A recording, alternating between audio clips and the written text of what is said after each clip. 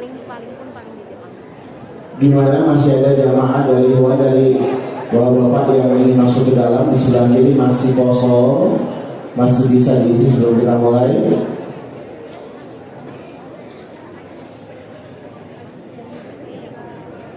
Jamaah, sudah bisa kita mulai acara pagi hari ini?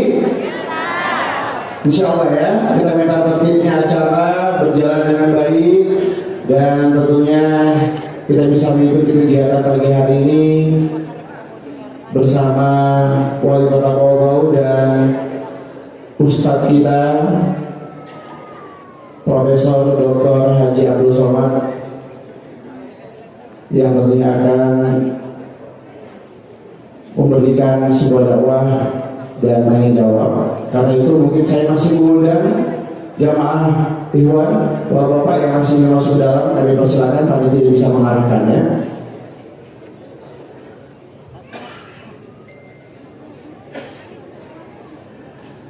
Bismillahirrahmanirrahim. Assalamualaikum warahmatullahi wabarakatuh.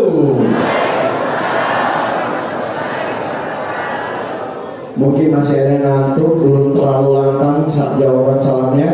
Assalamualaikum warahmatullahi wabarakatuh.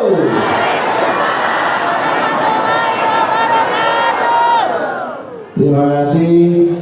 Pagi yang berbahagia ini kami ucapkan selamat datang kepada yang terhormat Wali Kota Bau-Bau, Bapak Ladi Ahmad Muniansyah, yang kami hormati Imam Kota Bau-Bau yang sempat hadir, tokoh agama, tokoh masyarakat Kota Bau-Bau, dan tentunya yang kami banggakan Ustadz Profesor Dr. Haji Abdul Somad LCMA. Boleh tepuk tangan untuk beliau. Alhamdulillah, ini adalah kegiatan dari rangkaian tabligh akbar bersama Ustadz Profesor Dr. Haji Abdul Somad LCMA di Kota Bau-Bau. Setelah semalam kita mendengarkan dakwah bersama beliau di Masjid Agung Kota Bau-Bau, pagi hari ini kita mengikuti kajian duha tanya jawab bareng Ustadz Abdul Somad. Untuk itu, sebelum acara kita mulai, tentunya kegiatan tabligh akbar yang mengundang Ustadz Abdul Somad yang kita banggakan tidak lepas dari peran pemuda hijrah selaku penyelenggara sebagai panitia Bau-Bau Islamic Festival 2022. Ini tentunya patut dan layak untuk kita berikan apresiasi atas peran mereka. Boleh tepuk tangan, boleh, saya persilakan.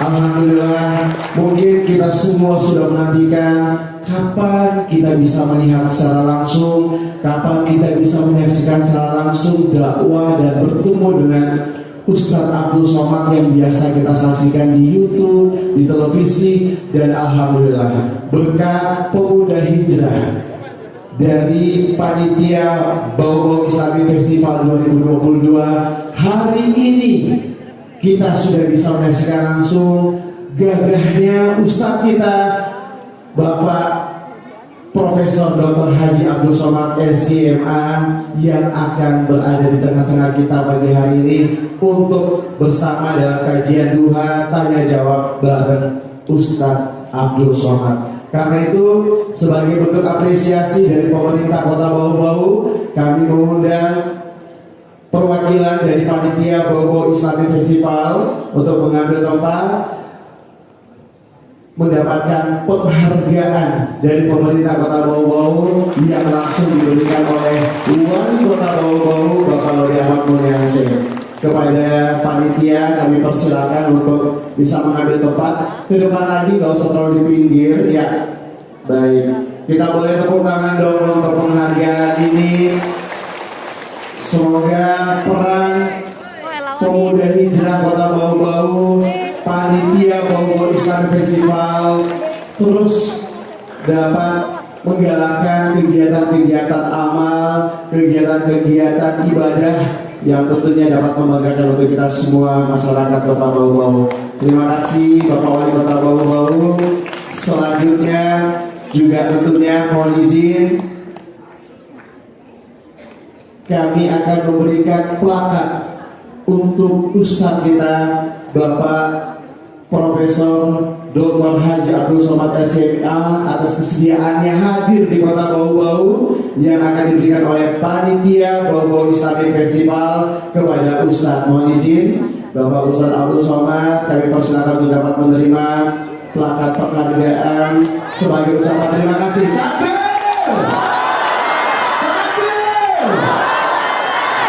Masya Allah, mohon diterima plakat penghargaan dari Pemuda Hijrah Kota Bau-Bau Ustaz. Semoga memberikan kesan untuk Ustaz.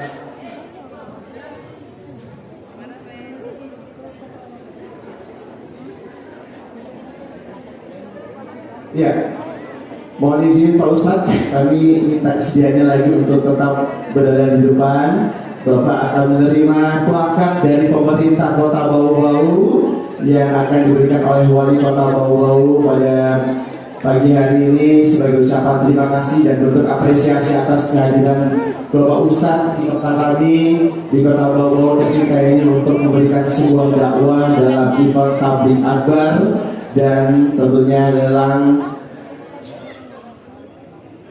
galang amal pembangunan masjid pondok pesantren Tahfiz Quran dari Yayasan Hibrul Ummah. Takbir! Masya Allah. Mohon izin Pak Ustadz tidak duduk dulu. Satu plakat lagi tentunya kami mengundang kesediaan Ketua Tim Penggerak Kota Bau-Bau, dalam hal ini istri Wali Kota Bau-Bau sebagai Ketua Organisasi Wanita untuk juga memberikan sebuah penghargaan, sebuah apresiasi dan untuk plakat kepada Ustadz Abdul Somad. Mohon izin kepada Ibu Santi Monianse dengan hormat kami persilakan. Nggak ada, diwakili saja berarti ya. Oh langsung Pak Wali mewakili dua Pak. Aduh, panitia.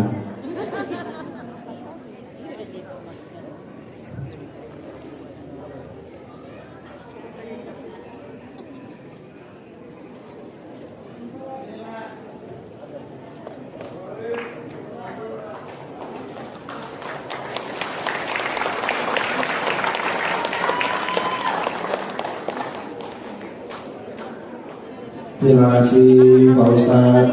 Terima kasih Wali Kota Bau-Bau. Selanjutnya kami persilakan Pak Ustadz. Ya, kami juga ingin memberikan sebuah plakat sebagai ungkapan apresiasi dan terima kasih kepada perwakilan dari Masjid Agung Kota Bau-Bau dari panitia Bau-Bau Islamic Festival. Mohon izin kepada Bapak Ustadz Jamal SAG mewakili Masjid Agung Kota Bau-Bau untuk dapat menerima apresiasi plakat sebagai tempat pelaksanaan kegiatan tabligh akbar yang berlangsung semalam. Juga tentunya kami berikan apresiasi dari panitia kepada Bapak Haji Tahman. Mohon izin kami persilakan Bapak, boleh tepuk tangan untuk Bapak Haji Tahman. Beliau juga menjadi salah satu pendukung acara tabligh akbar yang menghadirkan Ustadz Abdul Somad di Kota Bau-Bau.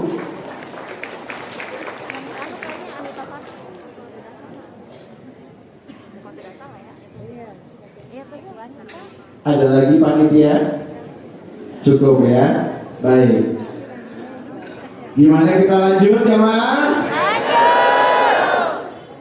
Lanjut, saya minta kita takbir dulu semua ya. Takbir! Alhamdulillah, pagi hari ini kita kembali menyaksikan kehadiran Ustadz Abdul Somad di tengah-tengah kita. Tentunya dalam kajian 2 tanya jawab bareng Ustadz Abdul Somad. Karena itu langsung saja kami persilakan beliau, Bapak Ustadz Abdul Somad, untuk dapat memandu acara kajian duha dan tanya jawab bareng Ustaz. Terima kasih, silakan. Tepuk tangan dulu jamaah.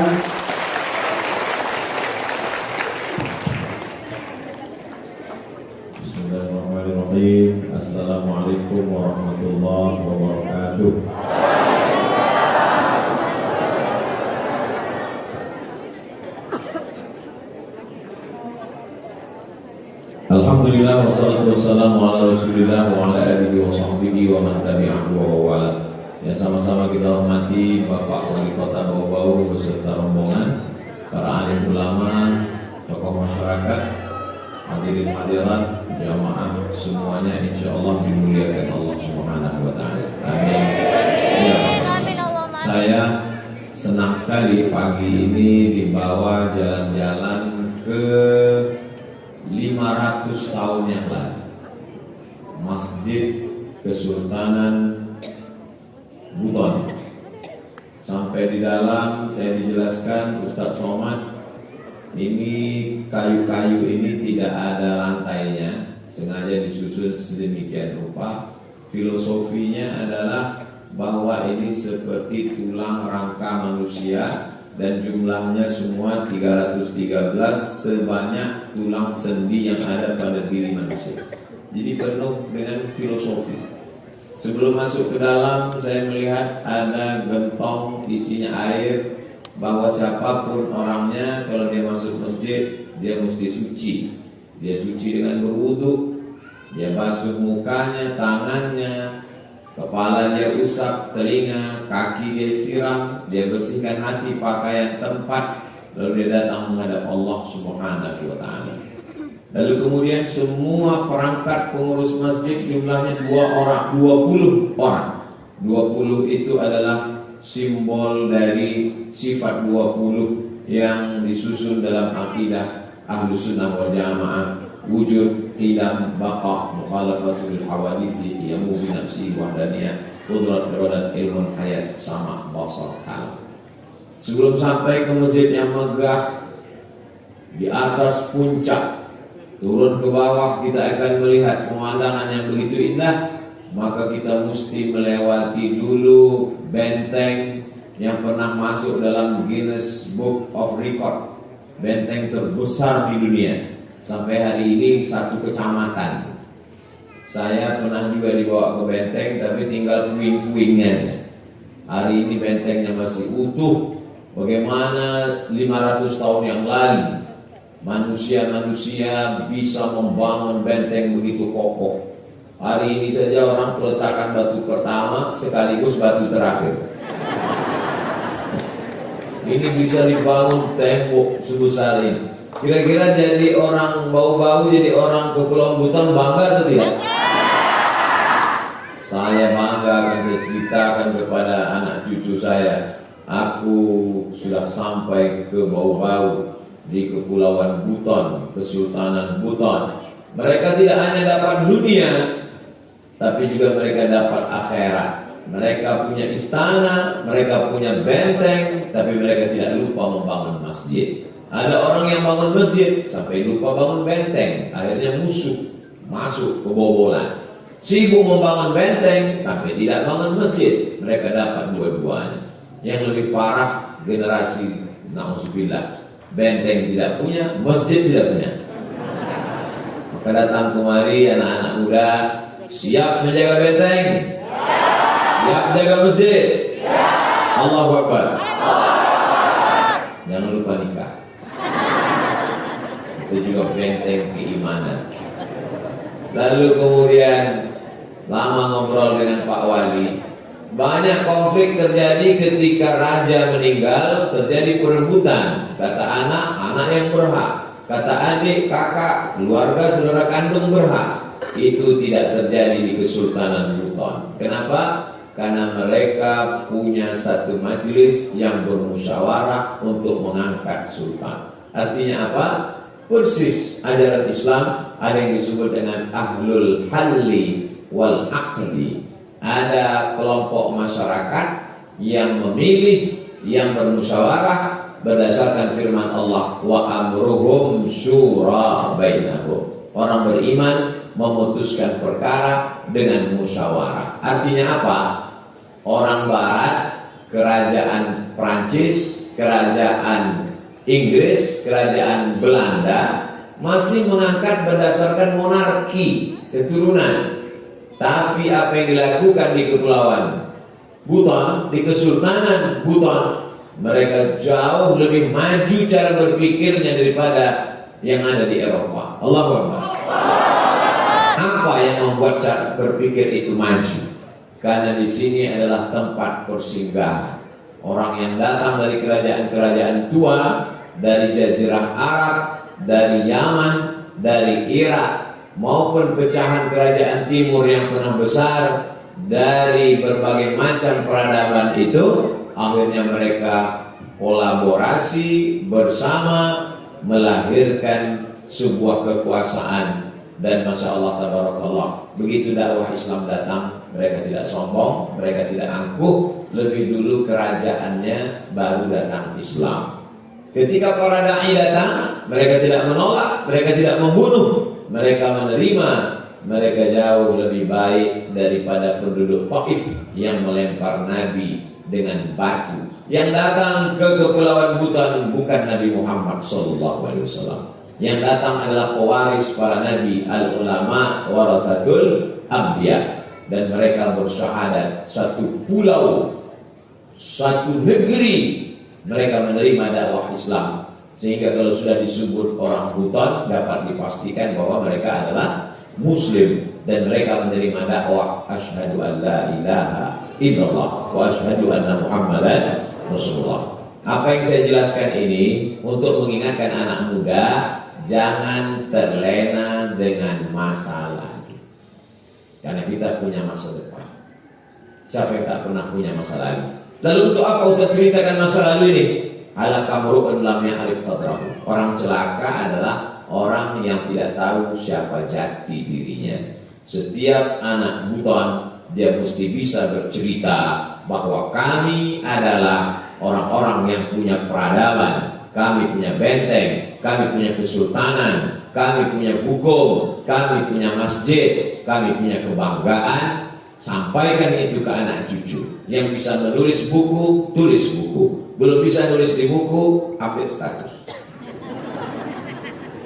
Update status sudah ditulis, belum tersebar, isi paket. Menulislah supaya orang di masa akan datang tahu bahwa kau pernah hidup di masa lalu. Masa lalu itu mereka, masa depan itu kamu. Pada kesempatan ini saya diminta untuk menjawab beberapa pertanyaan. Assalamualaikum warahmatullahi wabarakatuh. Waalaikumsalam warahmatullahi wabarakatuh. Semoga Ustaz dan keluarga dirahmati Allah. Amin ya rabbal alamin. Mau tahu nih, tahlil kan mengingat kematian, betul. Haul juga mengingat kematian, betul. Tapi khusus para habaib, pertanyaannya, apa hukum keduanya? Apakah keduanya sama? Tahlil diambil dari la ilaha illallah. Namanya tahlil, la ilaha illallah, la ilaha illallah, la ilaha illallah. Itu namanya tahlil. Haul diambil dari hala yahulu haulan. Haul artinya 1 tahun. Makanya membayar zakat mesti ada nisab, berat minimal 85 gram emas, mesti ada haul, artinya sudah dipegang selama 1 tahun. Ada haul, ada nisab. Haul Habib Ali Zainal Abidin itu berarti sudah 1 tahun. Haul yang ke-25 berarti sudah 25 tahun. Apa bedanya dengan tahlil? Sama, isinya sama. Bedanya haul biasanya para habib, ulama besar, dan dalam haul itu biasanya dibacakan manaqib atau biografi. Kalau orang biasa, apa yang mau dibacakan? Dia tidak punya biografi. Lahir, minum kopi, meninggal. Tidak sempat punya sejarah dalam hidupnya. Tapi bukan berarti dia tidak mulia di hadapan Allah. Ini hanya penggunaan istilah. Namanya beda, tapi isinya sama. Biasanya isinya apa? Biasanya isinya 5. Yang pertama, baca Quran. Yang kedua, tahlil, la ilaha illallah. Yang ketiga, membacakan sejarah yang meninggal. Yang keempat, silaturahim. Yang kelima, doa. Sekarang kita kaji satu persatu. Yang pertama, baca Quran. Apa hukum baca Quran? Baca Quran hukumnya wajib. Maka kalau ada orang meninggal dunia lalu kemudian dia membaca Al-Quran, yang dikirim itu adalah pahala bacaannya. La aqulu alif lam mim haq. Alif lam mim tidak dihitung satu huruf. Walikulli harfin asyru amsalha. Satu huruf dibalas 10. Jadi kalau ada orang baca Yasin, Yasin berapa huruf? 20. Karena ya satu huruf, sin 10 huruf, ya 20. Yasin. Kenapa Ustaz selalu dia baca Yasin? Al-Baqarah kepanjangan. Yang paling bagus itu sebenarnya bukan baca sepotong-sepotong. Kata Imam An-Nawawi, wa in khatimul Quran. Paling bagus sekhatam Al-Quran. Sanggup satu khatam 30 juz sendirian, mantap. Tidak sanggup, bagi satu juz. Banyak Quran yang sudah dibagi satu juz. Saya waktu ke Makkah umroh, saya beli 30 juz, tapi bisa dibagi satu juz. Kalau tidak sanggup, baca Yasin. Yasin nggak sanggup, Al-Fatihah. Al-Fatihah pun tak sanggup, laut dekat.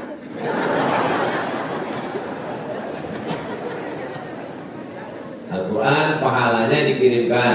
Ya Allah, sampaikanlah pahala bacaan kami kepada Habib, kepada Kiai, kepada Tuan Guru, kepada... Kalau Abdul Somad meninggal, Bapak Ibu di Buton mau bacakan Al-Fatihah? Mantap. Yang kedua adalah tahlil. La ilaha illallah, la ilaha illallah, la ilaha illallah. Membacakan tahlil sampai. Dalilnya? Ketika Nabi lewat di makam, Nabi ambil pelepah korma, Nabi belah, Nabi tusukkan ke makam. Kenapa ini ya Rasulullah? Sebab semua pohon-pohonan bertasbih. Maka pelepah korma dibelah, ditusukkan ke makam, pahalanya sampai. Itu perbuatan Nabi. Kalau tasbih pelepah korma saja sampai, apalagi tahlil orang beriman. Tasbih, tahmid, takbir, afdalul dzikri la ilaha illallah. Maka la ilaha illallah sampai. Apakah semua pohon-pohon ini bertasbih? Ya. Ada pohon yang tidak bertasbih? Ada. Pohon mana yang tidak bertasbih? Ini pohon plastik. Yang ketiga adalah apa yang disebut dengan sedekah makanan.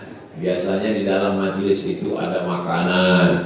Orang biasanya tidak mau makan makanan waktu tahlil itu, khawatir itu adalah harta warisan yang belum dibagi. Karena begitu sedetik orang meninggal, hartanya berubah menjadi harta milik ahli waris. Maka anaknya ngasih kata sambutan, wahai masyarakat Buton yang saya hormati, ini makanan yang terhidang ini adalah itu dari saya sebagai anak, bukan warisan bapak saya yang belum dibagi. Apa kalian tidak tahu bahwa saya ini kaya? Makanya mesti ada kata sambutan supaya masyarakat yang ragu-ragu jangan sampai dia tidak mau makan. Apa dalilnya sedekah itu sampai? Ummi matat, mak saya meninggal. Apa atasodak manha? Kalau saya sedekah, apakah pahalanya sampai? Kata Nabi, tasodak, sedekah. Itu menunjukkan pahalanya sampai. Ayu sedekatu afdal. Apa sedekah yang paling afdal? Kata Nabi, saktiul ma, memberi air minum. Kalau air minum saja sampai, apalagi lapar-lapar.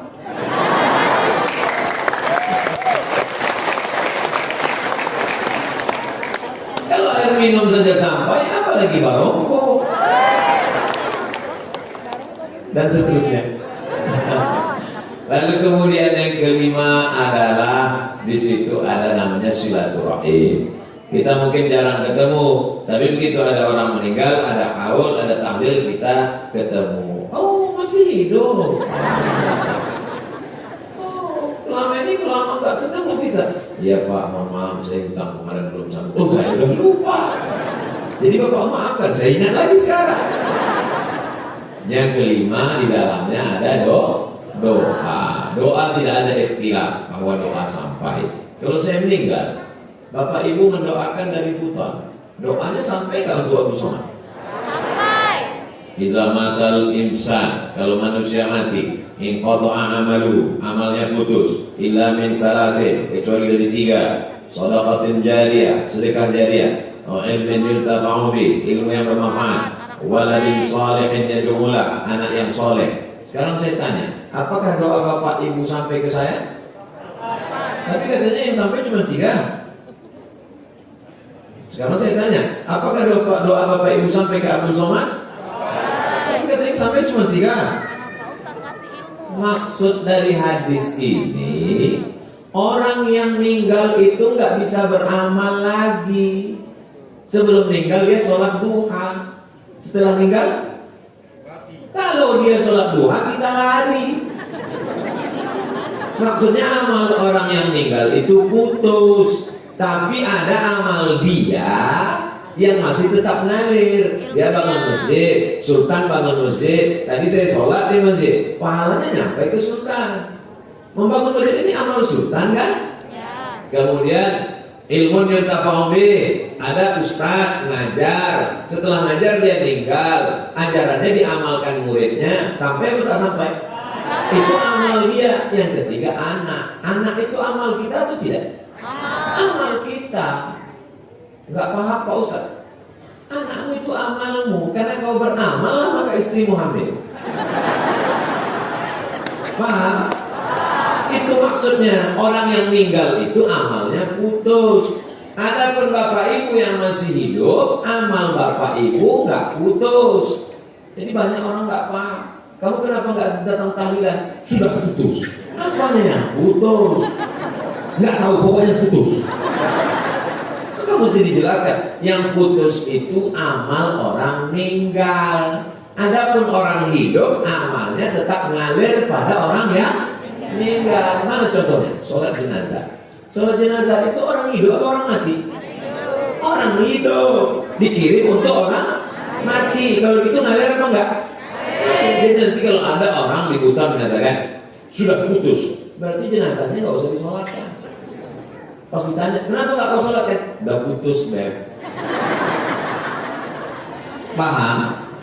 Hadisnya sahih, tapi banyak orang nggak sahih memahami hadis ini. Dia ada tahlil, nggak mau.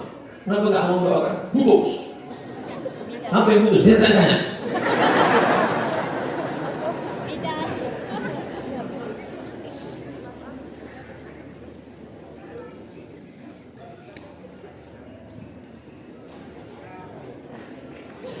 Bagaimana agar kita bisa menjadi pemimpin yang baik dan amanah? Ini namanya untuk Pak Wali.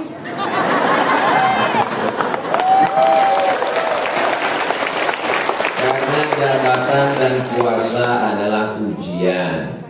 Banyak orang kalau meninggal katanya ujian, kalau sakit katanya ujian, kalau rugi katanya ujian, kalau jadi wali kota ujian.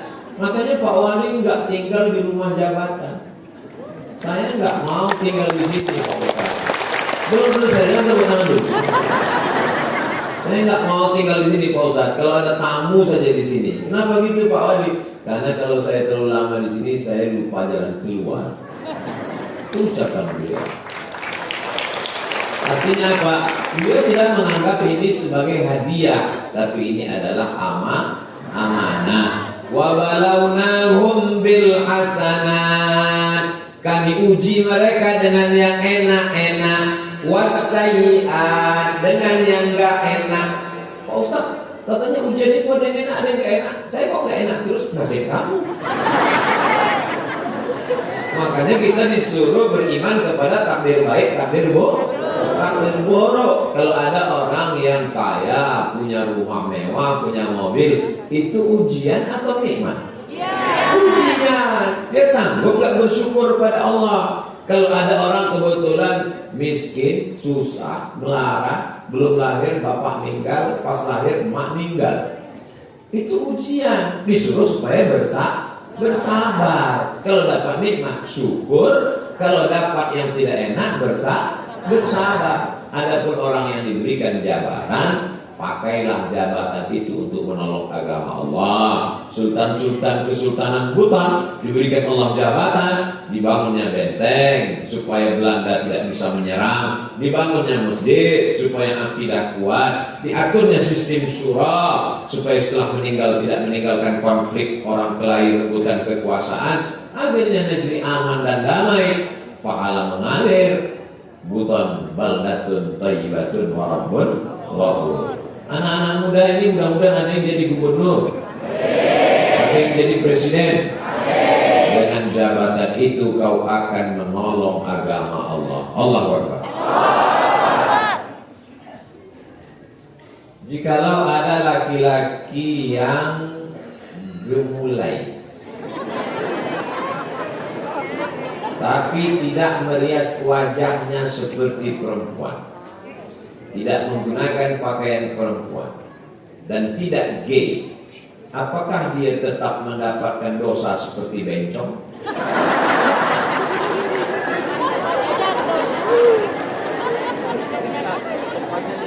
La'anallahul mutasyabbihin minar rijal bin nisa. Allah melaknat laki-laki yang menyerupai perempuan. Ada langkah sebelum, ada langkah setelah. Pada zaman Nabi ada seorang laki-laki memakai henna. Henna daun pacar. Kalau kami di Riau namanya daun inai. Kalau di Buton daun apa namanya? Tirangga. Itu ditumbuk, biasanya dipakai untuk menikah. Di zaman Nabi itu untuk perempuan, laki-laki nggak pakai. Lalu kemudian di zaman Nabi ada laki-laki yang memakai, dibawa ke Rasulullah. Kata Rasulullah, asingkan dia ke satu tempat bernama Naqi, tempat pemakaman Baqi, tempat pengasingan Naqi. Asingkan, karena ini bisa menular. Itu lemah gemulai itu kalau kita berteman lama-lama bisa menular. Maka dia mesti diasingkan, dia mesti dikarantina. Tapi jangan satukan dengan karantina COVID. Tapi kalau dia sudah sampai pada tingkat melakukan hubungan homoseksual, maka ada hukuman yang jelas. Man wajadtumuhu ya'malu amala qaumi Lut. Kalau kamu dapati ada orang yang tertangkap melakukan perbuatan umat Nabi Lut, nama kampungnya Sadum, perbuatannya disebut dengan perbuatan orang Sadum. Maaf, itulah dia Sodom. Perbuatan orang Sadum, Sodomi. Maka dinaikkan bagian kerak bumi ke atas, yang atas turun ke bawah. Ja'alna 'aliyaha safilaha. Kami jadikan bagian atas turun ke bawah, yang bawah naik ke atas. Amtarna alaihim, kami hujani mereka bihijaratin, dengan batu, min sijilin mamhud, dari api yang terbakar. Akhirnya mereka pun mati bergelimpangan. Salah satu contohnya adalah kaum-kaum homo yang membeku jadi batu di Pompei. Nah, ini semua menjadi iktibar pelajaran. Kalau dia tidak memakai pakaian perempuan, tidak memakai aksesoris perempuan, tidak operasi kelamin, dan dia tidak homo, seperti pertanyaan, hanya dia gemulai saja. Gak tahu kan kenapa dia gemulai.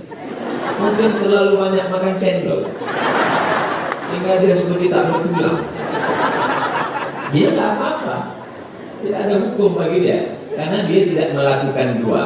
Pertama, tidak menyerupai perempuan, dan tidak melakukan hubungan seksual sejenis. Nah, ini penting kita jaga. Makanya saya yakin dan percaya anak-anak muda di Pulau Buton tidak akan melakukan itu, karena masyarakat Buton ini masyarakat yang gagah dan perkasa.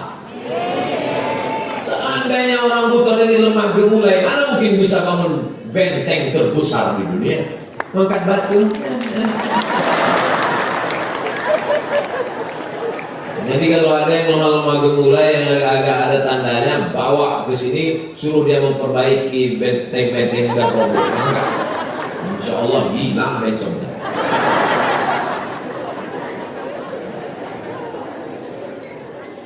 Bagaimana hukumnya anak angkat yang tidak tahu asal usulnya mau menikah? La nikaha illa biwaliyin. Perempuan tidak boleh nikah kecuali dengan wali. Walinya pertama ayah. Kalau nggak ada ayahnya kakek. Kalau tidak ada kakeknya paman, adik ayah. Kalau tidak abang ayah. Kalau tidak adik ayah laki-laki. Kalau tidak ada juga berarti saudara laki-laki. Yang pertama ayah, yang kedua kakek, yang ketiga abang laki-laki, yang keempat adik laki-laki, yang kelima abang ayah laki-laki, yang keenam adik ayah laki-laki. Kalau tidak ada walinya, dia ditemukan Pak Imam pulang dari masjid, tiba-tiba depan rumah ada kardus, dikasih namanya binti kardus. Maka waktu nikah walinya adalah fasultan waliyun man la waliyalah. Maka yang menikahkannya adalah sultan, sultan Kesultanan Buton. Sultanlah yang menikahkan. Lalu setelah Kesultanan Buton menggabungkan diri dengan Negara Kesatuan Republik Indonesia 1960, Sultan tidak lagi ada kuasa, maka yang berkuasa adalah Presiden. Presiden mengangkat Menteri Agama, Menteri Agama mengangkat Kanwil Provinsi, Kanwil mengangkat Kemenak Kota, bau-bau Kemenak Kota mengangkat Pak Kua. Itulah makanya yang menikahkan itu adalah Pak Kua. Maka tidak ada di Indonesia ini Bu Kua, karena Kua perempuan tidak bisa menikahkan. Paham? Ini orang mesti mengerti gimana ceritanya kok Pak Kua bisa menikahkan. Itu asal usulnya adalah panjang ceritanya. Mau diulang lagi, habis waktu, tinggal diulang aja di video channel Ustaz Abdul Somad Official, subscribe, like.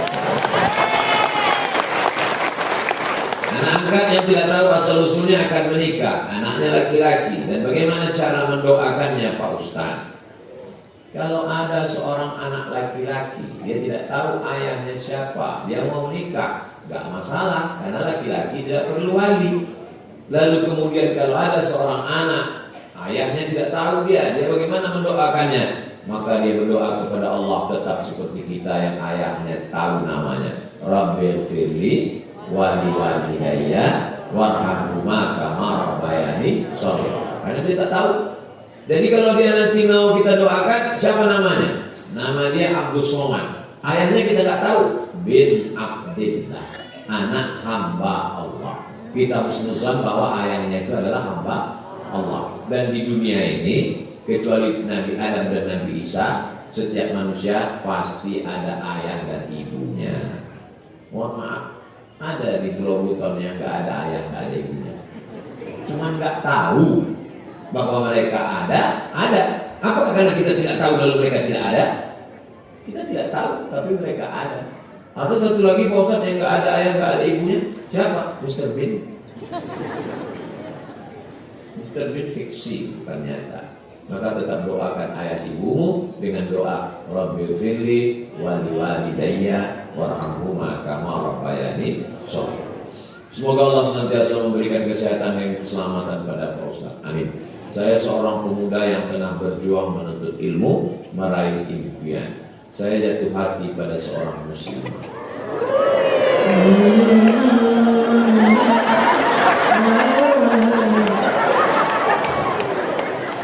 Dan sadar kami memahami perasaan satu sama lain.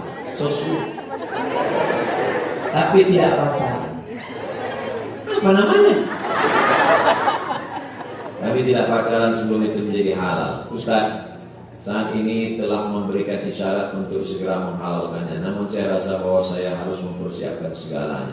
Terlebih dulu untuk memastikan kesejahteraan demi masa depan. Apa yang baiknya saya lakukan Pak Ustaz? Kerja.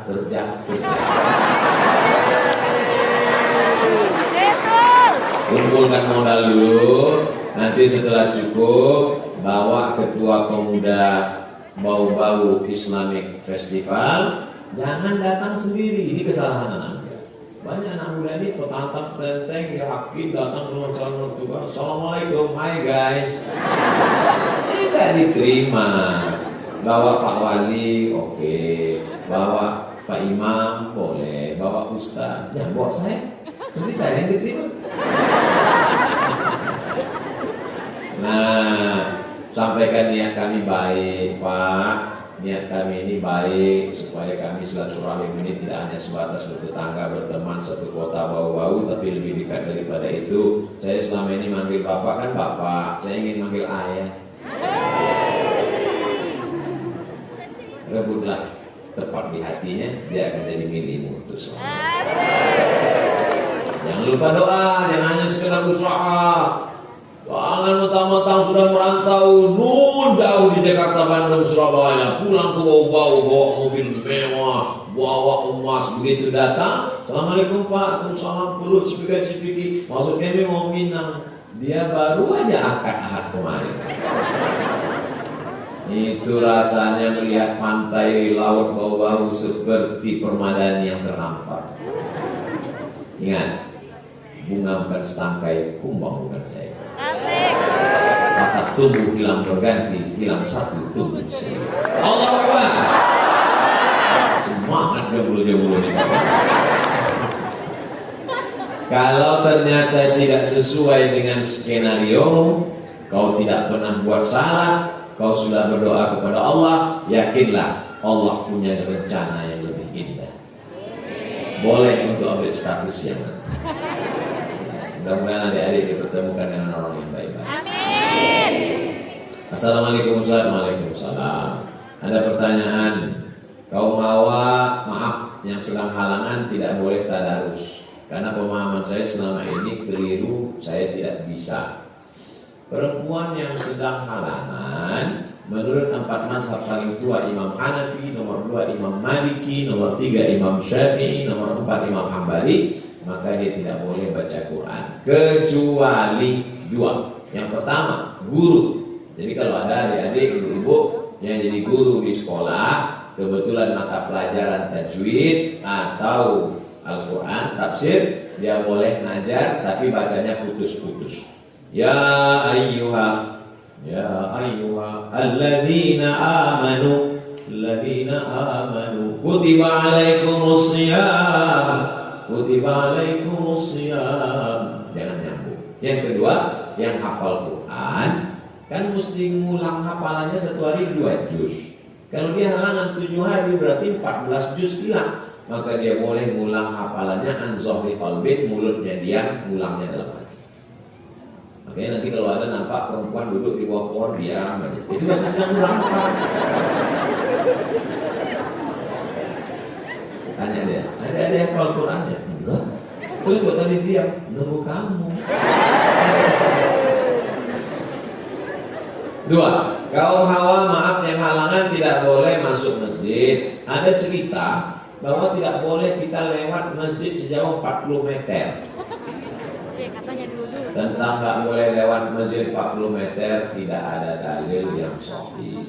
Adapun perempuan yang halangan 7, tidak boleh masuk masjid, tidak boleh baca Quran, tidak boleh megang Quran, tidak boleh bawa Quran, tidak boleh i'tikaf, tidak boleh sholat, tidak boleh puasa. 7. Referensinya di mana Pak Ustaz? Nama kitabnya Al-Fiqhul Islami wa Adillatuh.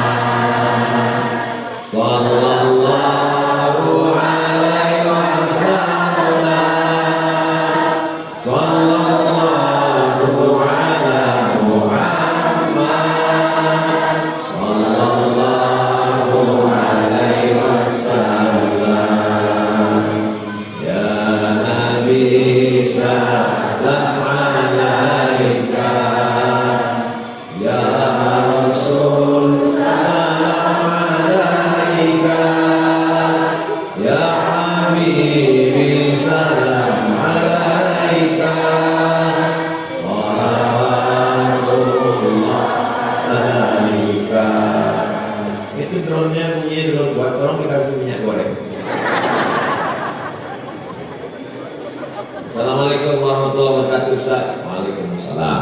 Tentang kesaksian dalam surat Al-Baqarah ayat 143 dan surat Al-Hajj ayat 78, Nabi akan menjadi saksi atas perbuatan umatnya. Sedangkan kita sebagai umat Nabi menjadi saksi terhadap segenap manusia. Wa qul i'malu, beramallah. Fasayarallahu amalakum, Allah akan melihat perbuatan kamu. Wa rasuluhu, Rasul akan menyaksikan perbuatan kamu. Lalu kemudian nanti semua orang akan dikumpulkan di padang mahsyar. Lalu kemudian Allah SWT mengatakan dalam Al-Quran, Ji'na bika alaihim syahida. Nanti engkau Muhammad SAW akan menjadi saksi bagi seluruh umat. Nabi Muhammad menjadi saksi bagi seluruh umat, dan kita menjadi saksi untuk umat-umat. Pertanyaan, bagaimana mungkin kita sebagai umat Nabi Muhammad akan menjadi saksi terhadap seluruh manusia? Kok bisa kita sebagai saksi? Sebagai saksi apa? Lalu kemudian kita pun dipanggil sebagai saksi di pengadilan. Kepada Bapak A, saksi tersumpah, wallahi, demi Allah, tallahi, demi Allah, billahi, demi Allah. Apakah Anda bersaksi? Saya siap bersaksi. Bahwa orang ini pernah mencuri, saya pernah bersaksi bahwa orang ini pernah mencuri. Apakah kamu melihat? Enggak. Tidak bisa jadi saksi. Bagaimana mungkin Nabi Muhammad menjadi saksi? Ji'na bika ala haula'i syahida. Engkau menjadi saksi. Karena Nabi Muhammad SAW sudah ada sebelum Nabi Adam. Adam, Idris, Nuh, Saleh. Nabi Muhammad kan terakhir, Ustaz. Kok bisa Nabi Muhammad duluan? Waktu Nabi Adam diciptakan, Nabi Adam makan buah kulli, dia bertaubat, berdoa. Doa paling tua doa Nabi Adam. Rabbana zalamna anfusana wa illam taghfir lana wa tarhamna lanakunanna minal khasirin. Setelah itu Nabi Adam berdoa, Allahumma inni as'aluka bihaqqi Nabi Muhammad an taghfirli. Ya Allah, berkat Nabi Muhammad, ampunkan dosaku. Nabi Adam berdoa kepada Allah menyebut nama Nabi Muhammad. Allah bertanya. Allah bertanya bukan karena Allah tidak tahu, Allah Maha tahu. Adam, iya. Dari mana kau tahu Muhammad? Kata Nabi Adam, lamma khalaqtani, ketika kau ciptakan aku, rafa'tu ra'si, nafakhta fi ruhi. Ini tanah, lalu ditiupkan Allah ruh ke dalam tanah, lalu tanah itu pun hidup menjadi Adam, lalu aku pun membuka mataku, kata Nabi Adam. Ketika aku buka mataku, tertulis di tiang arasy Allah, di sampingnya ada kata Muhammad. Aku tidak tahu Muhammad itu siapa, tapi aku yakin namanya bisa bersanding dengan namamu ya Allah. Pasti dia adalah makhlukmu yang paling kau cipta. Jadi Nabi Muhammad SAW akan menjadi saksi terhadap nabi-nabi yang lain, bahwa nabi-nabi itu sudah melaksanakan tugasnya. Itu dalil bahwa Nabi Muhammad akan menjadi saksi. Nah, bagaimana dengan kita? Kita ini kan datang di akhir zaman. Kok bisa-bisanya kita nanti akan menjadi saksi? Sebab kitab yang terakhir diturunkan ke kita warisi dari Nabi Muhammad SAW, adalah edisi terakhir dari Zabur, Taurat, Injil. Kalau di dalam kitab sebelumnya hanya ada kisah-kisah, pujian-pujian dan doa-doa, maka di dalam Al-Quran ada kisah, ada pujian, ada doa, ada hukum. Wa tammat kalimatu rabbika sidqa. Al-yawma akmaltu lakum dinakum wa atmamtu alaikum ni'mati wa raditu lakumul Islam dina. Maka walaupun kita datang terakhir, tapi yang pertama masuk surga adalah umat Nabi Muhammad SAW. Kitab yang paling sempurna dan umur yang paling panjang. Walaupun umur umat Nabi Nuh meninggal 950 tahun. Bayangkan itu, kalau sekarang berapa kali ganti KTP.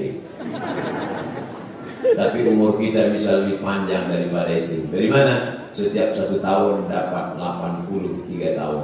Lailatul Qadri khairum min alf syahr. Jadi kalau 10 tahun dia hidup, maka dapat 830 tahun. Kalau dia hidup 20 tahun, tiap tahun dapat Lailatul Qadar 1660 tahun. Nah, ini kelipatan yang diberikan Allah Subhanahu wa taala. Kita menjadi saksi karena kita yang terakhir, kita bisa melihat, kita disuruh mempersaksikan bahwa umat ini bersaksi tiada Tuhan, la ilaha illallah Muhammadur Rasulullah. Tapi sesama kita nanti bisa kenal, ini pasti umat Nabi Muhammad. Dari mana kita tahu bahwa ini umat Nabi Muhammad? Ghurril muhajjalin, bekas-bekas wuduknya bercahaya, wajahnya bercahaya, tangannya bercahaya, rambutnya bercahaya, telinganya bercahaya, kakinya bercahaya. Nanti pas di padang mahsyar nggak ada pakai seragam Polri. Dari mana kita tahu bahwa ini? Ketika melihat ada nanti bercahaya bekas wudhunya, berarti ini semakin lama dia mempertahankan wudhunya nggak batal, makin terang cahaya. Nanti tiba-tiba ketemu 5 watt. Ini yang wudhunya cuma Jumat aja. Tiba-tiba ketemu cahayanya terang benderang. Ini adalah satu geng dengan kita. Ini umat Nabi Muhammad SAW. Begitulah Allah memuliakan ini. Tapi nanti ada orang sudah bercahaya dekat dengan Nabi Muhammad. Inilah orang yang banyak bersolawat. Allahumma sholli ala sayyidina Muhammad. Aqrabu majlisan, orang yang paling dekat majelisnya. Wajahnya bercahaya, lalu kemudian tiba-tiba dia nanti ada tenda. Ada tenda di bawahnya. Semuanya kepanasan, tapi orang ini dapat tenda, dapat akal. Ada baruganya di padang mahsyar. Ini siapa? Inilah umat Nabi Muhammad. Kullu mri'in tahta zilli shadaqati. Orang yang bernaung di bawah sedekah. Jadi yang tadi malam itu ada yang bersedekah sampai 25 juta. 26 juta. Itu 26 juta mungkin baruganya macam inilah pokok. Ada yang 500.000, itu tenda biru plastik. Ada yang 15.000, itu koran. Gak usah kita teruskan, kasihan. Nah, jadi kita ini nanti punya kelebihan-kelebihan. Dan ketika itu nanti yang pertama masuk ke dalam surga adalah umat Nabi Muhammad. Kenapa? Kenapa umat Nabi Muhammad? Karena ketika panas terik di padang mahsyar, udah gak tahan lagi mereka ngadap ke Nabi Adam. Adam, tolonglah menghadap Allah, kami kepanasan udah gak tahan ini. Kata Nabi Adam, aku malu sama Allah. Ketika disuruh jangan dekati pohon kulbi, aku malah makan buah kulbi, gak sanggup menghadap Allah. Mereka datang ke Nabi Nuh. Nabi Nuh tolong, kata Nabi Nuh, aku malu. Anakku kan anakku aja naik perahu gak mau. Ya bunayya arkab ma'ana. Wahai anakku, mari naik ke atas perahu. Anaknya Kan'an gak mau. Aku malu kepada Allah. Mereka datang kepada Nabi Musa, mereka datang kepada Nabi Ibrahim, mereka datang kepada Nabi Isa. Kata Nabi Isa, aku malu. Setelah aku diangkat, mereka menyembah aku, kata Nabi Isa. Akhirnya mereka datang kepada Sayyidina wa Maulana wa Syafi'ina wa Zufrina wa Qurrati A'yunina Muhammad. Maka dia itu yang disebut dengan syafaat uzma, syafaat paling besar. Maka karena dia yang mampu menghadap Allah, maka umat dialah duluan yang akan masuk ke dalam surga dan nanti. Wasiqal ladzina taqaw rabbahum ilal jannati zumara. Mereka akan dibawa masuk ke dalam surga zumara, tidak sendirian, berjamaah. Jadi masuk surga itu tidak sendirian, berjamaah. Bagaimana dengan yang jomblo? Mereka pun punya jamaah juga, namanya jamaah jombloan sejati. Masuk mereka ke dalam surga, dipanggillah berjamaah, jamaah Kesultanan Buton. Wah, tiba-tiba ada Abdul Somad di dalam. Ini bukan orang, ini kok bisa di sini? Aku kemarin tausiah masuk. Itulah gunanya kita berjamaah dengan orang-orang baik, supaya kita disatukan bersama orang baik, supaya kita bersama dengan orang baik, bersama di Pulau Buton, bersama di Bau-Bau, bersama di surga dan neraka.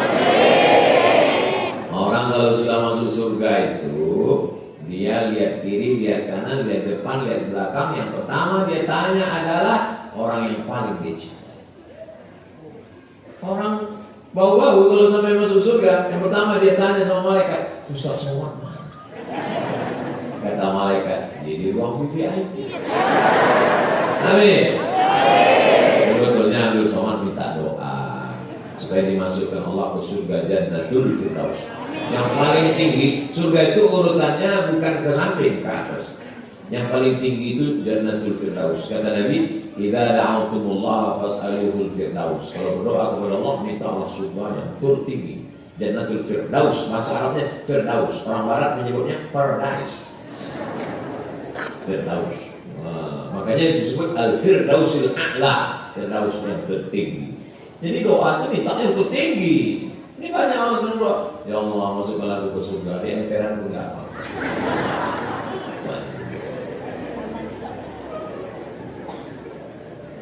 Terima kasih kami ucapkan kepada Pak Ustadz beserta rombongan yang sudah mau berkunjung ke Kota Bau-Bau, dan kami minta maaf apabila ini pertanyaan atau kata sambutan. Maaf apabila penyambutan kami terhadap Pak Ustadz di kota kami tidak semeriah di kota-kota lainnya. Meriahnya luar biasa. Nama saya, tak saya sebutkan nama, menjaga kode etik jurnalistik, hal-hal yang tidak dikehendaki. Yang ingin saya tanyakan Pak Ustadz, satu, Rasulullah sangat benci pada sahabat yang berbohong, walaupun itu hanya candaan, prank. Tapi kenapa ketika sahabat Nabi Ukasha melakukan kebohongan, tidak memarahinya, berkata, dengarlah kamu sekalian, sekiranya kamu hendak menjadi ustaz orang ini. Pertanyaannya, apakah karena kecintaan kita kepada Nabi kita bisa berbohong walaupun prank karena sahabat Nabi melakukan kebohong? Tidak ada sahabat Nabi yang pernah berbohong. Jadi kalau ada cerita-cerita, maka kita mesti cek and recheck. Man kadzdzaba alayya muta'ammidan, siapa yang berdusta kepadaku secara sengaja, falyatabawwa maq'adahu minan nar, maka siapkanlah tempat duduk dari neraka. Saya kasih 3 contoh perbuatan sahabat yang disangka orang berdusta padahal bukan dusta. Pertama, Nabi masuk ke rumah sahabat, ketok pintu, Assalamualaikum. Assalamualaikum. Enggak ada. Assalamualaikum 3 kali. Baru dia jawab, Waalaikumsalam. Buka pintu. Kata Nabi, dari tadi kamu ada di situ? Ada. Kenapa enggak jawab dari pertama? Aku mau dapat doamu 3 kali ya Rasulullah. Pertanyaannya, apakah sahabat yang ada di balik pintu itu pembohong? Dia mau dapat doa Nabi 3 kali, berarti doanya 9. Assalamualaikum warahmatullahi wabarakatuh. Assalamualaikum warahmatullahi wabarakatuh. Assalamualaikum warahmatullahi wabarakatuh. Boleh bukan? Kita stazana ahadukum salasan. Kalau kamu minta izin salam 3 kali, falam yu'zan, tidak diizinkan, falyarji, maka pulang. Contoh kedua, datang tamu. Datang tamu, dia bilang ke istrinya, matikan lampu. Matikan lampu, istrinya masak. Begitu masakan datang, masakan ini cuma cukup untuk tamu saja, karena makanan anaknya. Dia sendiri tak ada makan.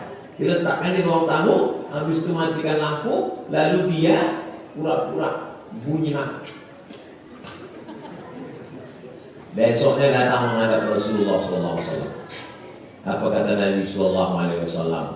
Adhakallah, Allah menurunkan rahmat sani'akuma, perbuatan kamu berdua tadi malam. Kelihatannya seperti bohong, pura-pura makan, padahal dia sedang memuliakan tamu. Yang ketiga adalah bahwa perbuatan bohong dalam tanda kutip dibenarkan dalam 3 hal.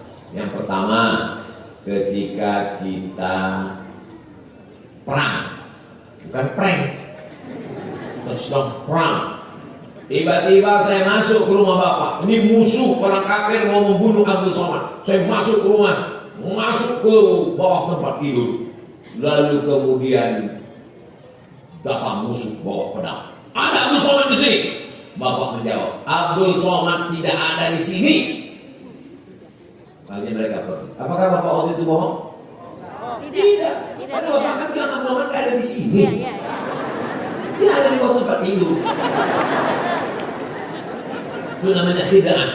Al-harbu khid'ah. Yang kedua adalah mendamaikan orang yang berdua sedang kelahi. Ini ada si A, kelahi sama si B, saya si C. Si A datang, memang si B kurang ajar. Tiba-tiba si B datang. Tapi si A datang ke sini kan, ceritakan aku kan, 1 kali pun dia nggak akan ceritakan.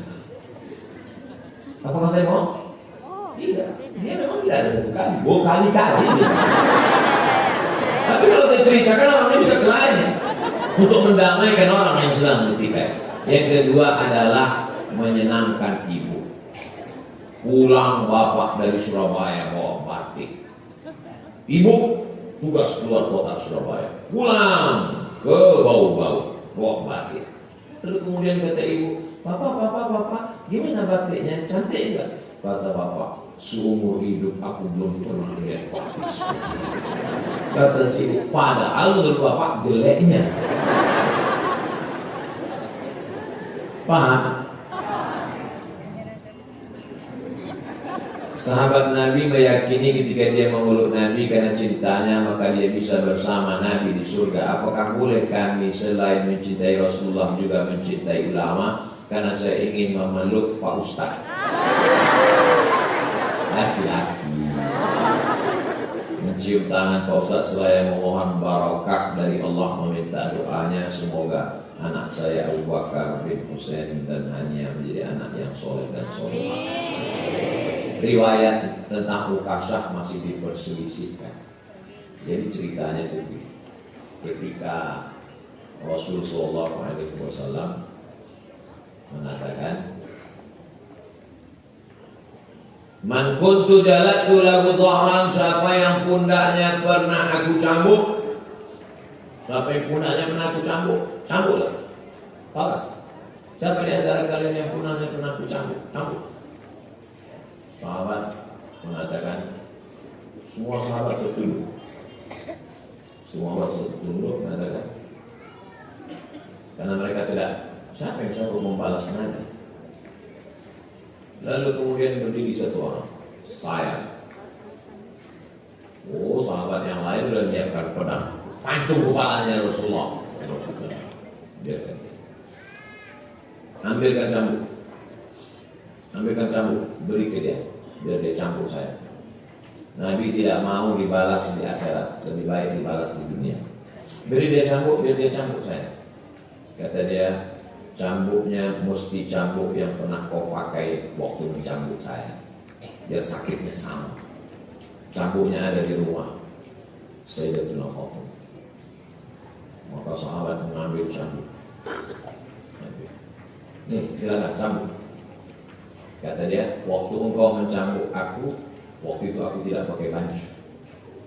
Maka biar sama, maka Rasul mesti buka baju. Biar jangan kena ke baju juga. Biar langsung ke kulit, biar sakitnya sama. Sahabat udah gerak, jadi kita pancung kepala orang. Lalu kemudian cambuklah. Begitu sudah mendekat, lalu kemudian dia peluk Rasulullah. Dia peluk tubuh Nabi. Dia ingin, kata dia, kulitku yang hina ini bisa menempel ke kulit Nabi Muhammad SAW. Karena aku tidak yakin, karena aku orang berkulit hitam, aku bukan bangsawan, aku tidak yakin aku bersama. Dalam hadis lain dikatakan Nabi, almarhum ma'aman ahab, orang akan bersama dengan siapa yang dia cinta. Mudah-mudahan kecintaan kita juga akan membuat kita bisa bersama dengan Rasulullah SAW. Tentang status hadis ini masih diikhtilafkan di antara ulama. Ada yang mengatakan ada yang mengatakan tidak. Terlepas dari itu semua, bahwa isinya bercerita tentang cinta dan bagaimana cara dia meraih cinta Rasulullah SAW.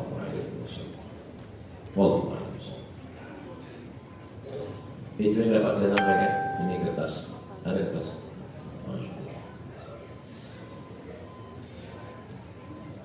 Saat ini sedang viral tentang nikah beda agama yang disahkan oleh pengadilan negeri. Sementara fatwa Majelis Ulama Indonesia mengharamkan pernikahan beda agama. Bagaimana pendapat Pak Ustadz tentang pernikahan beda agama? Bukan pendapat saya, tentang dalam Al-Quran. La tankihul musyrikin hatta yu'minu. Jangan nikahkan anak perempuanmu dengan laki-laki yang musyrik sampai mereka beriman. Wal 'abdul mu'minun, hamba sahaya kalau dia beriman, khairun, lebih baik, min musyrikin, daripada orang musyrik. Walau a'jabakum, walaupun mengagumkan kamu hartanya, bangsawan, kaya, punya jabatan dan lain sebagainya. La tunkihul musyrikati hatta yu'min. Janganlah hai laki-laki kamu menikahi perempuan yang beda agama. Wala amatun musyrik mu'minatun. Perempuan yang berkulit hitam membasuh saya. Khairun min musyrikatin wala amatun mu'minatun. Perempuan yang hamba sahaya berkulit hitam miskin susah melarat. Khairun lebih baik min musyrikatin daripada seorang perempuan yang berbeda agama. Walau a'jabatsku, walaupun dia menarik, menakjubkan bagi kamu. Bapak-bapak, ibu-ibu jaga anaknya. Kalau sudah nampak bergaul, jangan sampai dia jatuh cinta, nanti dia menjadi melawan. Semua berawal dari percikan-percikan api di lalang yang kering, cepat padam. Siapa itu? Teman saya kuliah mah. Beda agama, berteman, hati-hati. Nanti betapa banyak disebabkan oleh pertemanan dan persahabatan. Bergaul, berteman, tak masalah. Tapi kalau sudah sampai pada pernikahan, na'udzubillah. True story, kisah nyata. Datang bapak-bapak, ibu-ibu ke kantor Badan Amil Zakat Nasional Provinsi dia. Saya waktu itu jadi tim sosialisasi zakat. Assalamualaikum Pak Ustaz. Waalaikumsalam. Saya mau nanya masalah agama. Apa masalahnya? Ustaz Somad gak usah ikut sidang dulu. Kenapa? Ini ada 2 orang yang mau konsultasi agama. Ada apa Bapak Ibu? Nangis berdua. Ada apa Pak? Makin kuat. Saya bilang kalau Bapak Ibu nangis, jadi saya nangis juga. Apa masalahnya?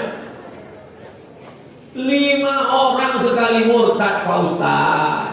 Loh, gimana ceritanya? Anak gadis saya nikah, ini pura-pura masuk Islam. Setelah anak 3, dia murtad. Anak saya takut gak makan. Anaknya 3 dibawa. Anak, menantu, cucu. Saya gak bisa bicara kuat karena ini orang tua 70 tahun. Kalau sempat saya katakan, mengapa? Saya takutnya meninggal. Akhirnya saya bilang, ibu bapak doakan pulanglah ke rumah. Karena nasi sudah jadi tai ayam. Kalau 5 orang murtad, bapak ibu masih cerita bubur juga kan? Jaga anak keturunan kita, jaga. Lihatlah berapa banyak artis-artis yang murtad karena pernikahan, karena pacaran, karena pergaulan. Allah akan menjaga bumi, kepulauan Buton, insyaallah. Masukkan anak-anak dengan komunitas dakwah. Bau-bau hijrah festival membangkitkan semangat. Masya Allah, para alim ulama, tokoh-tokoh masyarakat datang kemari. Tidak sampai berbulan-bulan. Pekan lalu ada ustaz, pekan lalu ada ustaz. Semarahkan terus dakwah supaya terjadi juga akidahnya, insyaallah. Apa hukum orang yang nikah berbeda agama, tinggal satu rumah sebagai pasangan suami istri, maka selama itu dia berzina. Kalau satu hari dia hubungan kelaminnya 3 kali, 3 kali berzina. Berzina pagi, berzina siang, berzina sore, macam makan obat. Zina. Sampai akhirnya dia mati, maka dia mati. Kalau dia tidak murtad, maka dia pelaku dosa besar, neraka jahanam. Kalau sampai dia murtad, maka dia tidak diterima. Wa may yabtaghi ghairal Islam, siapa yang tidak Islam, falan yuqbala minhu, dia tak akan diterima Allah. Wa huwa fil akhirati minal khasirin, di akhirat termasuk orang yang rugi. Maka bertaubatlah kepada Allah SWT. Tapi kemudian setelah anaknya besar, dia sadar, dia taubat, lalu kemudian dia bersyahadat, balik ke Islam, diterima. Lalu kemudian dia tidak pernah murtad, hanya sekedar berzina, dia tinggalkan istrinya yang tak Islam, atau dibawanya masuk Islam. At-taibu minadz dzambi kama la dzambalah. Orang yang bertaubat sama seperti tak berdosa. Diajaknya istrinya masuk Islam, anaknya semua masuk Islam. Oh, bagus sekali. Mu'alaf semuanya, ulang dari nol. Yang ulang dari nol itu 2, mu'alaf sama pom bensin Pertamina. Ulang dari nol ya Pak. Tapi Ibu yang dimuliakan Allah Subhanahu wa taala. Yang pertama kali yang paling penting adalah aqidah. Orang sejak zaman dulu di benteng Kesultanan Buton yang paling dipentingkan pertama kali adalah aqidah. Dari mana Ustaz tahu aqidah? Karena masjidnya dibuat pengurus simbol kelembagaan masjid 20 orang. Karena akidah Ahlus Sunnah wal Jamaah 20 wujud, tidak baqa, mukhalafatul hawadits, yamu bi nafsihi, wahdaniyah, qudrat, iradat, ilmun, hayat, sama, basar, karam. Sifat 20. Itu menunjukkan mereka sultan-sultan dulu, mufti-mufti dulu, ulama-ulama dulu, nenek moyang orang kepulauan Kesultanan Buton. Yang pertama kali mereka pentingkan adalah akidah Islam, akidah Ahlus Sunnah wal Jamaah. Mudah-mudahan kita sampai anak cucu kita sampai hari kiamat tetap dalam akidah la ilaha illallah Muhammadur Rasulullah. Wallahu a'lam.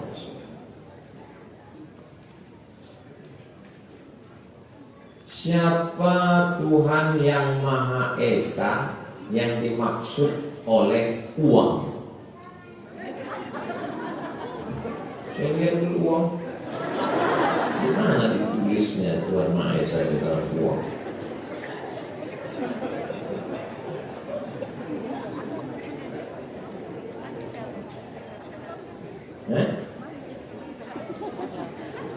Dengan rahmat Tuhan yang Maha Esa. Siapa yang dimaksudnya di situ? Penjelasan dari Pancasila, sila pertama ketuhanan yang Maha Esa ada di dalam preambul pembukaan Undang-Undang Dasar 1945 atas berkat rahmat Allah yang Maha Kuasa dan keinginan luhur bangsa Indonesia dengan ini menyatakan kemerdekaannya. Tuhan Maha Esa dalam Pancasila itu penjelasannya adalah Allah dalam pembukaan Undang-Undang Dasar 1945. Dalilnya adalah Qul huwallahu ahad. Jelas? Yang enggak jelas berarti belum sarapan. Jika ia adalah Allah yang Maha Kuasa sebagaimana dalam pembukaan Undang-Undang Dasar 45 dalam alinea ketiga, maka bagaimana mungkin Tuhan dijadikan dasar pengeluaran uang sedangkan dikelola oleh sistem fractional reserve atau sistem riba oleh bank lalu beredar ke masyarakat mengikuti kontrol sistem tersebut? Bagaimana muslim menggunakan uang tersebut? Begini ceritanya. Dulu yang dijadikan sebagai alat tukar menukar tidak ada uang, tapi pakai sistem barter. Barter apa Ustaz? Terserah mau barter. Saya orang pantai punya ikan, tapi saya tidak bisa menanam padi. Orang gunung menanam padi, maka kami ketemu antara ikan dan padi. Padi di gunung, ikan di pantai, bertemu di dapur juga. Akhirnya kita pun barter, ini ikan, ini padi. Begitulah nenek moyang kita dulu. Sampai akhirnya datang Islam membawa uang emas namanya dinar, uang perak namanya dirham. Akhirnya itu kita tukar menukar. Lihatlah poin-poin emas yang ditemukan digali di tanah, poinnya tertulis la ilaha illallah Muhammad Rasulullah. Dengan perubahan zaman, maka lalu kemudian terjadi perubahan. Emas tidak lagi beredar di tengah jalan, kecuali Mas Parno, Mas lain. Emas tidak boleh beredar lagi sebagai alat tukar karena sesuatu dan lain hal. Akhirnya negara boleh mencetak pengganti emas dalam bentuk kertas sesuai dengan kadar emas yang ada di negara itu. Jadi kalau Kesultanan Buton punya emas 1 ton, emas 1 ton itu tidak boleh beredar keluar dalam bentuk mata uang, maka untuk menggantikan emas yang ada beredar itu dicetaklah uang kertas untuk sebagai nilai ganti terhadap emas. Paham? Jadi kalau 1 gram emas itu sekarang 1 juta sekian, tapi karena kita udah lama kenal 1 juta aja. Kebetulan di rumah saya ada uang 10 juta, maka saya boleh mengeluarkan uang sebanyak 10 lembar, per lembarnya 1 juta. Sebetulnya nilai kertas itu tidak ada, tapi dia sebagai pengganti uang yang ada di dalam brankas saya, sebagai nilai kan. Sampai akhirnya Amerika mencetak kertas lebih banyak daripada emas yang ada di Amerika. Kertasnya lebih banyak. Tapi karena dia negara adik kuasa, akhirnya yang dipakai yang salah. Walaupun Amerika itu salah, tapi karena dia kuasa, akhirnya dia yang ikut. Akhirnya negara boleh mencetak kertas sebagai ganti emas.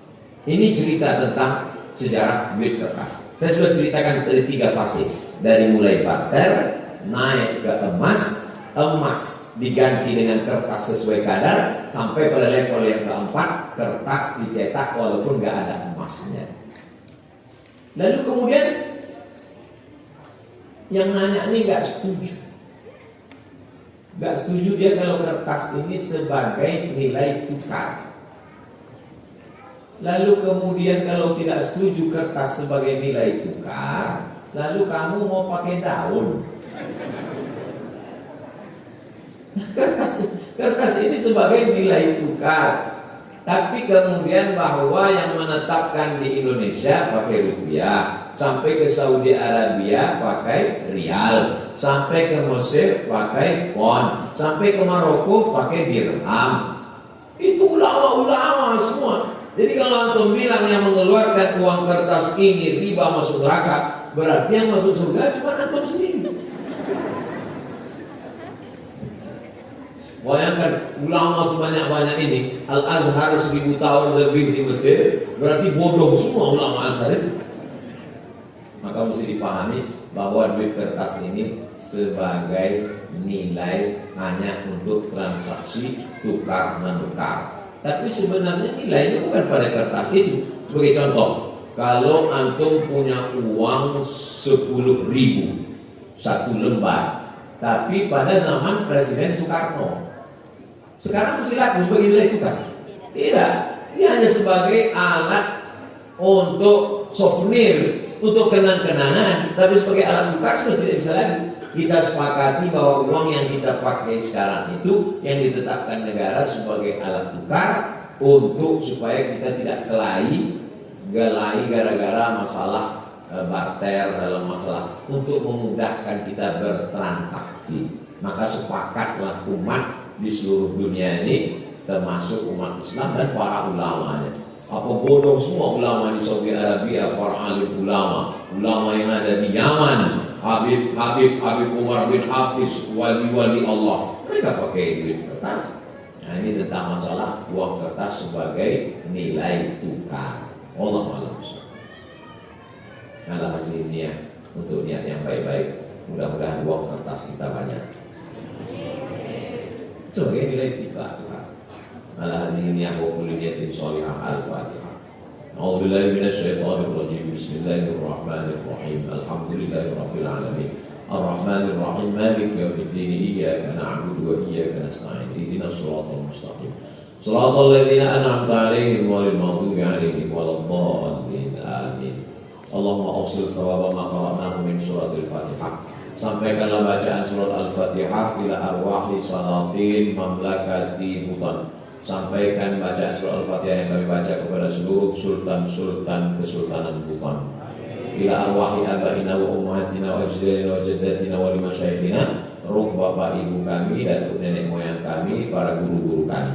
Allahumma ighfir lahum warhamhum wa'afihim wa'fu anhum waj'alil jannata mathwahum. Allahumma ja'al quburahum rawdatan min riyadil jinan. Jadikan kubur mereka salah satu dari taman-taman surga, ya Allah. La taj'al quburahum hufratan min hufarin niran. Jangan jadikan kubur mereka salah satu dari lubang neraka, ya Allah. La tad'alana dzamban illa ghafartah. Pulang kami dari majelis ilmu ini dalam keadaan bersih dari dosa-dosa. Waladaina illa qadaitah. Tolong kami lepas dari hutang piutang riba.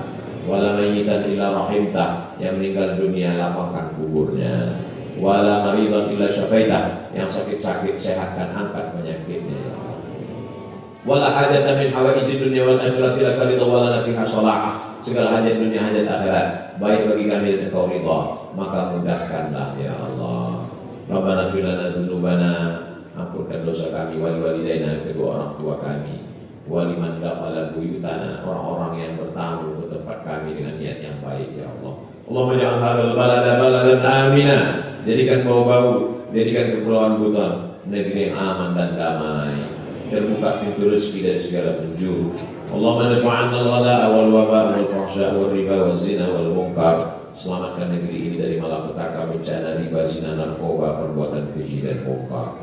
Allahumma akhtim lana bi husnil khatimah wa la takhtim alaina bi su'il khatimah. Allahumma ja'al akhir kalamina inda intiha'i ajalina, jadikan akhir kalam kami ketika ajal kami sampai saat malaikat maut mencabut nyawa kami, yang terakhir keluar dari mulut kami la ilaha illallah Muhammadur Rasulullah sallallahu alaihi wasallam.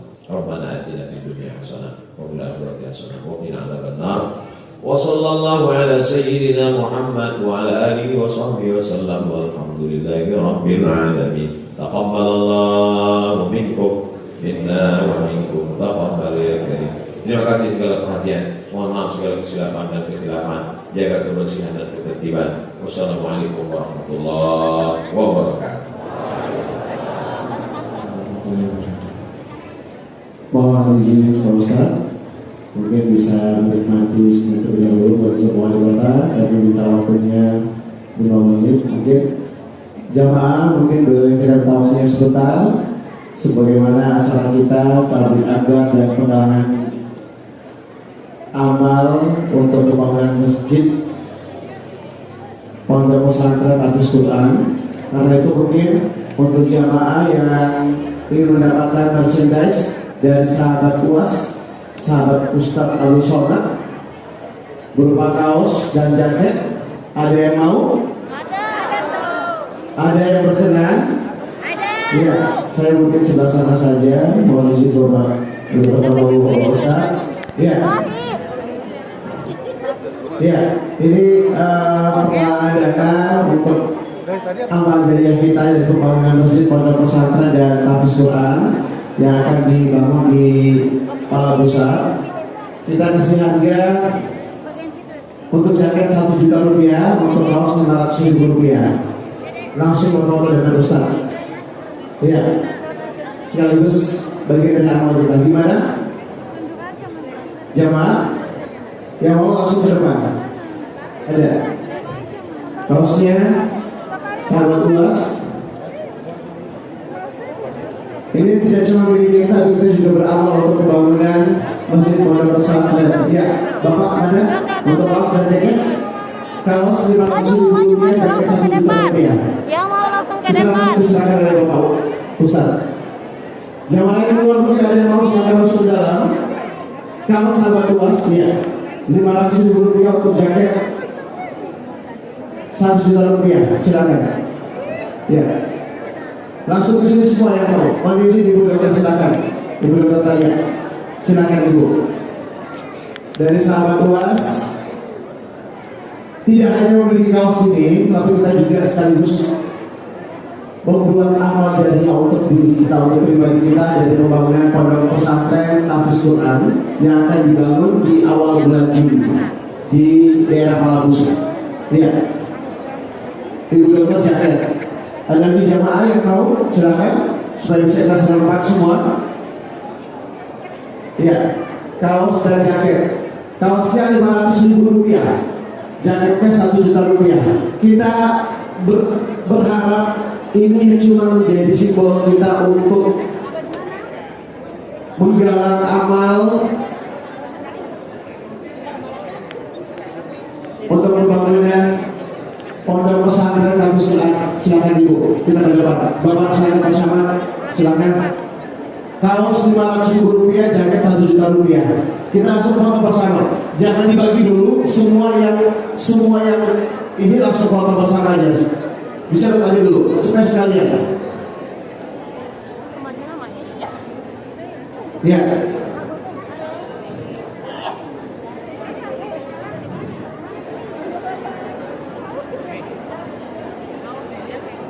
Iya. Masih ada lagi, silakan Bapak sebelah sini Bapak. Iya.